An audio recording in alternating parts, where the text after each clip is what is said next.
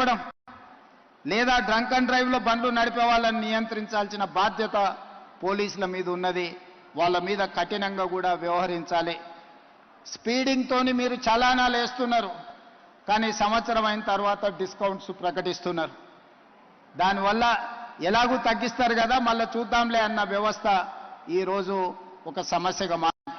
అందుకే పోలీస్ సిబ్బందికి శాఖకు నేను సూచన చేస్తున్నా, ఈ చలాన్స్ వెయ్యడం అనేది వెయ్యకుంటేనే నియంత్రించి వాళ్ళకు అవగాహన కల్పించాలి.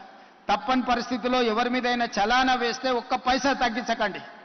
మూడవది, వాళ్ళ బ్యాంక్ అకౌంట్స్తోని డైరెక్ట్గా డిపార్ట్మెంట్కి సింక్రనైజ్ చేయండి.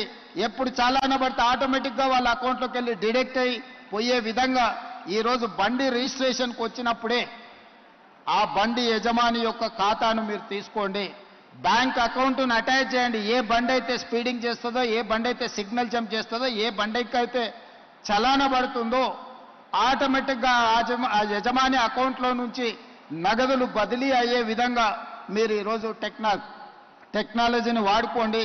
బ్యాంకులను కూడా సమన్వయం చేసుకోండి. లేకపోతే ఈ ప్రమాదాలను నియంత్రించడం కష్టమవుతుంది.